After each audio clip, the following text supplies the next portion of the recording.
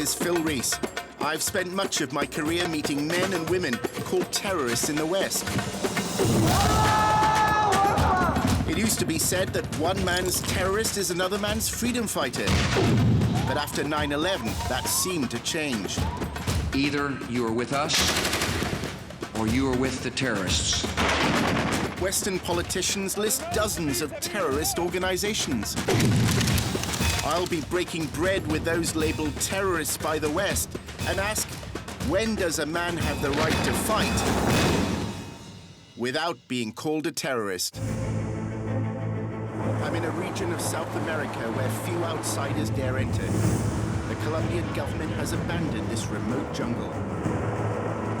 I'm meeting one of the world's most elusive guerrilla groups, the Revolutionary Armed Forces of Colombia, known as the FARC. They are left-wing revolutionaries who follow the teachings of Che Guevara. Their aim is to overthrow the Colombian government, which is a close ally of the United States. Nosotros defendemos porque defendemos We defend the los poor. pobres, ¿no? We fight as an army of the proletariat. We fight for the people. Luchamos por el pueblo. But they are also accused of drug trafficking and the kidnapping and murder of civilians. In 2001, the United States listed the FARC as a terrorist organization. Terrorism is terrorism, and it's not acceptable no matter what the end result that's being sought. During the Cold War in Latin America, the United States created a guerrilla army in order to overthrow a left-wing government. It called these men freedom fighters.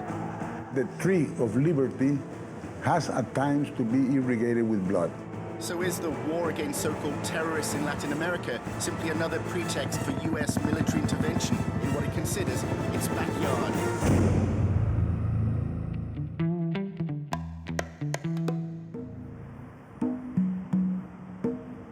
Surrounded by the towering Andes, Bogotá is the capital of a country that's been at war with itself for nearly 5 decades. In the old town square, a memorial to the man who fought for Colombia's freedom from Spanish colonial rule, Simón Bolívar. The effects of European conquest, though, have never been fully undone. Land has remained in the hands of the few, and fair-skinned descendants of colonial rulers have governed Colombia and controlled its wealth. In one sense, the history of this country is one of the rich and powerful being unwilling to accept social change. Thousands of trade unionists and human rights workers have been murdered by shadowy groups. And once the guerrillas emerged, the rich landowners set up their own private armies called paramilitaries to basically defend their interests. The paramilitaries had links with the Colombian army. As well as fighting the FARC, they killed civilians who demanded social change. This complex civil war has claimed nearly 50,000 lives. A journalist and old friend, Olman Morris, has been threatened by the paramilitaries. He has bodyguards day and night. Hey, how are you? Nice, very much, Olman. Sinister groups have issued death threats after he started writing about human rights abuses in Colombia. Holman, I hate to say it, but death has clung rather eerily to most of my reports here. Our taxi driver was beheaded. A lady who we knew, she was gunned down in the street. It seems whenever I leave this country, you know, I get news that somebody's died. La realidad de Colombia es una realidad de conflicto armado. That's the Y reality. es de una guerra muy sucia ya. The armed conflict Una here guerra que has se ha become a deteriorado, dirty una war guerra sucia que se lleva where también civilians are dying. a civiles por delante, a líderes Union sindicales leaders por are delante, killed, que amenaza a journalists are periodistas, threatened. gente que no tiene un These arma. are all people who Es don't una guerra carry muy guns. sucia, dirty war. As the bodyguards looked on, Olman told me that despite the appearance of calm in the cities, he sees no end to the war in the countryside. Sí, hay una Colombia segura hoy. La Colombia del industrial, There's a safe Colombia la now. Colombia del negociante, That of the la Colombia de industrialist, cierta that of the clase media y businessman, clase alta. Colombia of the Pero hay middle otra and the upper Colombia que no es classes. segura hoy. But there's another La Colombia Colombia that's not indígena, la safe Colombia today. negra. En la The gran indigenous mayoría de Colombia, este país, Phil, the black Colombia. no hay carreteras. Most parts of this country No hay grandes don't have ciudades. roads or large Y cities. And en in these esas, remote regions, en las people still regiones live apartadas an del insecure país, life. se sigue viviendo inseguridad. My My journey to the other Columbia, the home of the FARC guerrillas, began by traveling from Bogota to Cali and then on to Nariño province.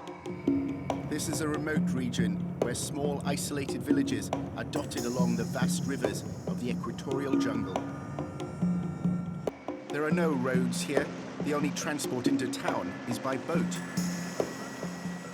Nearly everyone is of African descent. I was told that Spanish conquistadors killed the indigenous peoples of this region and replaced them with slaves. I had sent messages to the FARC to arrange a rendezvous, and my instructions were to meet a man named Stefan.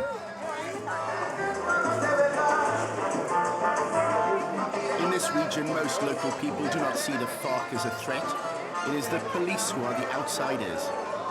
Dressed in military fatigues, they check passengers for links to the guerrillas or to drugs. It's thought Nariño produces nearly a quarter of the world's cocaine.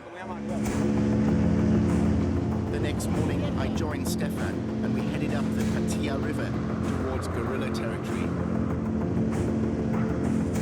This is uncharted land. The Colombian army have no permanent presence here. One of our team is from Bogota, and for his safety, we can't identify him. Our boatman, Stefan, said the guerrilla bases are hidden deep in the jungle.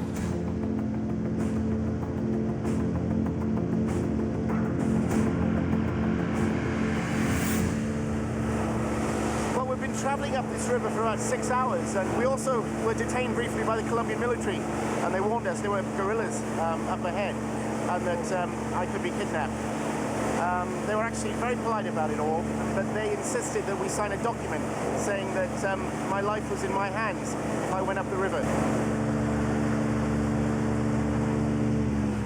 As evening drew in, we approached a small settlement named Avocado.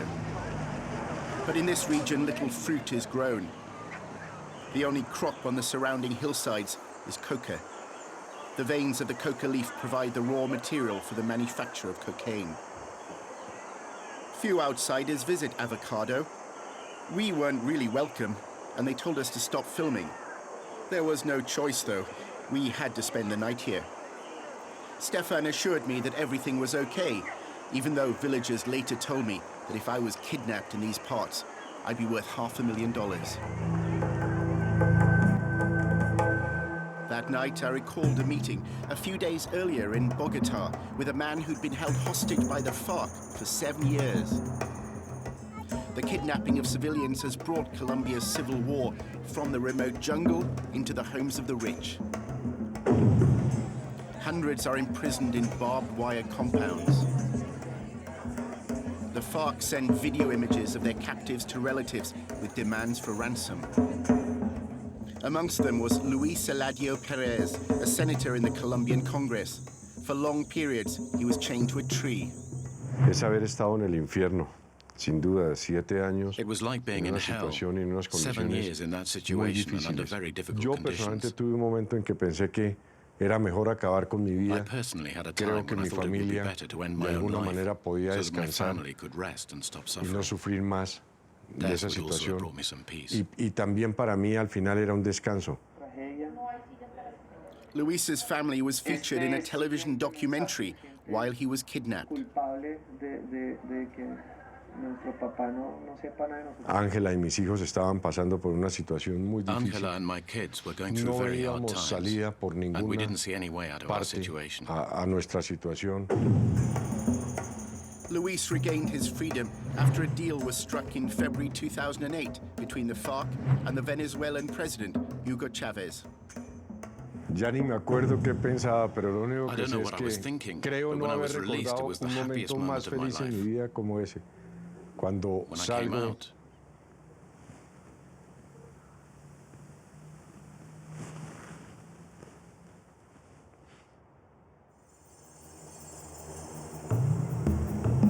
Back in Avocado, we ran into a problem as we tried to leave. Our boat wouldn't start. Stefan told me that the gearbox had broken. Do we need any parts or anything? I was unsure what to do. Just as we were planning to abandon the boat, we spotted activity upriver. A patrol of armed fighters appeared. It turned out they'd been looking for me. About 40% of the FARC are women, part of an army of some 10,000 soldiers. The FARC operates in small, mobile units. For the Colombian army, they're a hidden enemy. Che Guevara described the jungle as the ideal setting for rebellion. Gosh, it's only halfway to the base camp. I'm completely exhausted. Okay, I'm not sure I'd make it as a guerrilla. The FARC was formed in 1965 when communists and peasants declared that democracy in Colombia only served the rich, and their choice was either to stay poor or pick up a gun. At one time, commanders visited Europe and elsewhere to see a world beyond their jungle hideaways. It forced them to listen to criticism. Such visits would now be illegal because every guerrilla is categorized as a terrorist. Samuel is the platoon leader. He dismissed the terrorist label as cheap propaganda. Los gringos son terroristas, porque ellos sí quieren. The gringos are the real terrorists because they want to invade other countries in order to steal their lands. That's why they call us terrorists. But we are not terrorists. We are an army that fights for equality. The terrorists are those who invade other countries and impose their beliefs on them. War. That's terrorism. The FARC say that kidnapping is a way of raising money to buy arms. They point out that each year the Colombian government receives $600 million in military aid from the United States. No tenemos tanques ni aviones ni pirañas que son los que combaten por los mares. Nosotros tenemos otra táctica, ¿no? O sea, nos combatimos en grupos pequeños y exploramos las bases. Nosotros hacemos lo que hacemos allí en un puesto de policía o eso, entonces rapidito los que tenemos rehenes o retenidos, los recogemos y nos retiramos hacia unas selvas que el enemigo que ha perdido porque ellos no tienen capacidad para moverse en las selvas. Nosotros como conocemos la selva, entonces inmediatamente los guardamos por allí y el enemigo queda embolatado, ¿no? They ignore the pain that kidnapping causes loved ones. The FARC consider it a legitimate act of war. Nosotros también nos cogen guerrilleros, ¿no? Entonces nosotros también retenemos para hacer el intercambio, ¿no? Nos sueltan guerrilleros y nosotros soltamos los que tenemos el poder nuestro, que llaman prisioneros de guerra. But why did the United States once train a similar guerrilla army, but called them freedom fighters, not terrorists?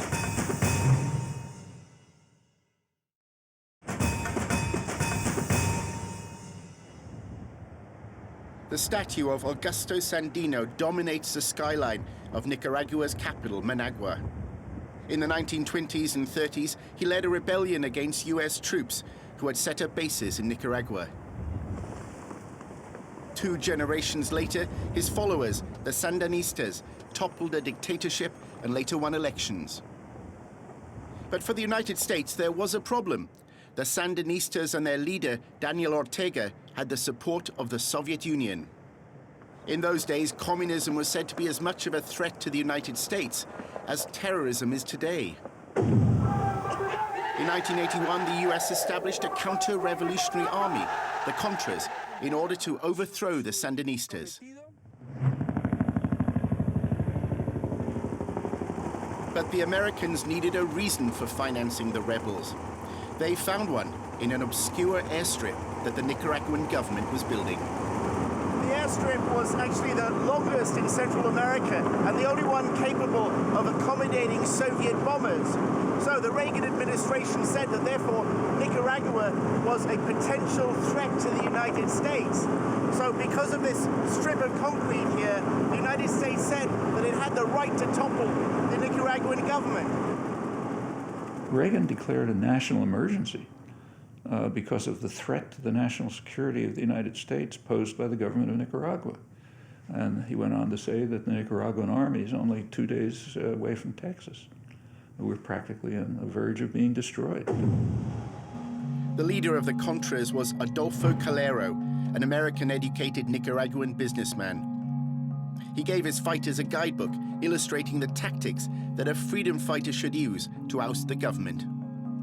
It talks about throwing Molotov cocktails, you know, it talks about breaking tires, putting putting tacks in the road, throwing bricks through windows. Well, I mean, are these not classified as terroristic activities? If you know that there is an army convoy coming, even if you mine the road, it is an action against this army convoy. If you throw a Molotov cocktail in an ammunition dump, I mean, that's obviously not terrorism. I mean, it's a legitimate military action.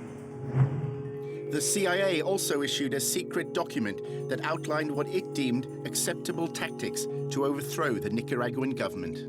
The Contras were supplied with a manual written by the CIA that advocated the killings of judges and other civilian officials in order to sow terror.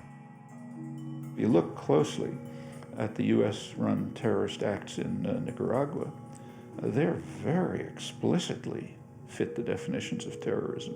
So at one stage, the Southern Command, the US military, which controlled it, authorized attacks on undefended civilian targets, soft targets, they call them. It says here, it is possible to neutralize carefully selected and planned targets, such as court judges, police, officials. I caution them against using the word neutralize. I think that handbook, the problem with it was a matter of semantics.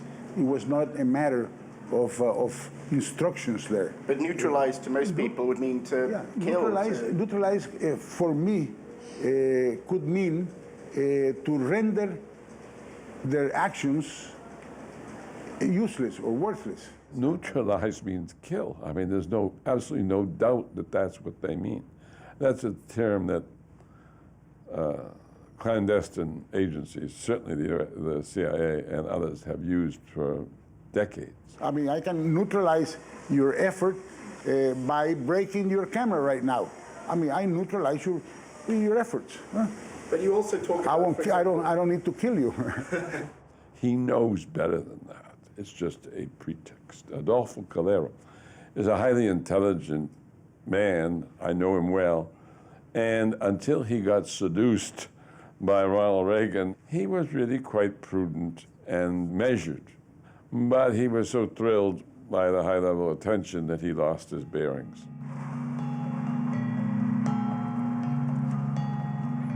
At the end of the Cold War, the Contras and the Nicaraguan government agreed a peace deal. Guns and tanks from the decade-long conflict were symbolically encased in concrete at a memorial site. Yeah, many of these guns were supplied illegally to the Contras by the United States government. Of course, at that time, Western governments and the mainstream media didn't call them terrorists. They were resistance fighters, even though they would easily comply with today's State Department definition of being terrorists.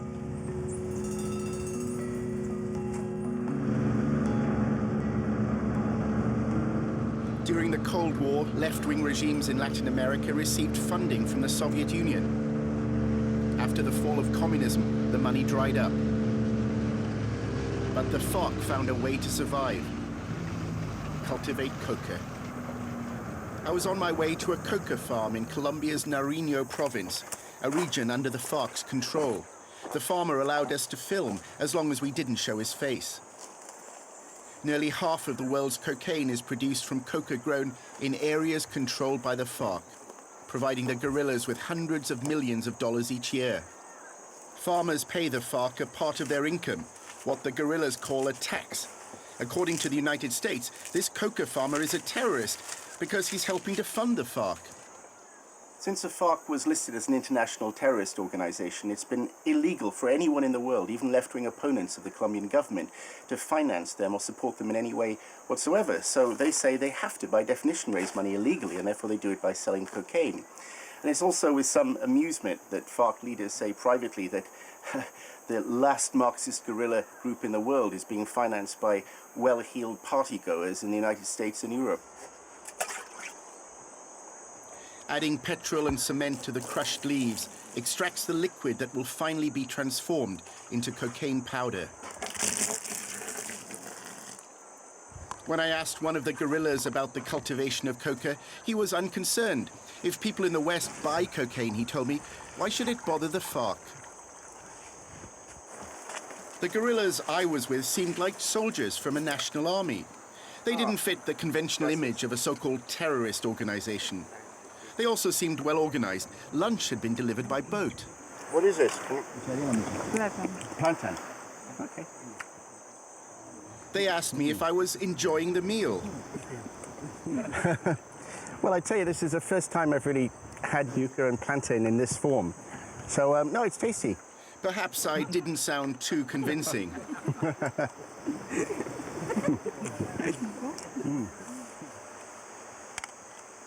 While the aim of the FARC is to overthrow the government of Colombia, the United States has helped to topple many regimes in Latin America. So, what's the difference between them? So, at what point do you think that it's legitimate to challenge an established government using violence?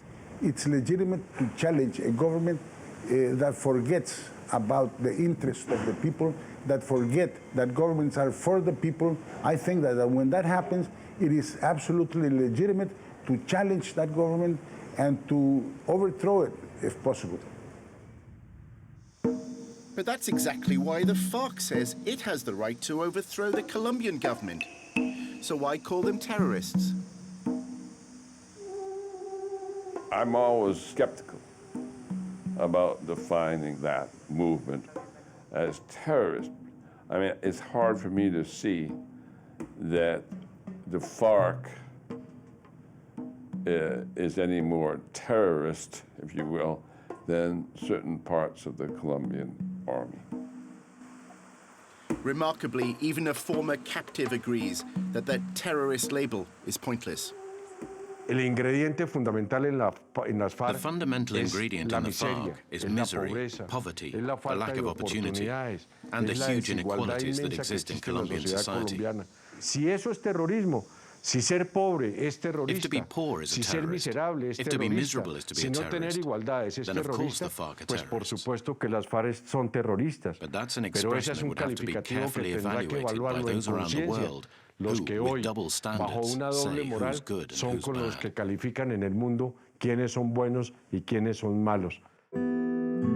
It seems clear that listing the FARC as a terrorist organization has done nothing to address the roots of this country's violence or bring the prospect of peace any nearer.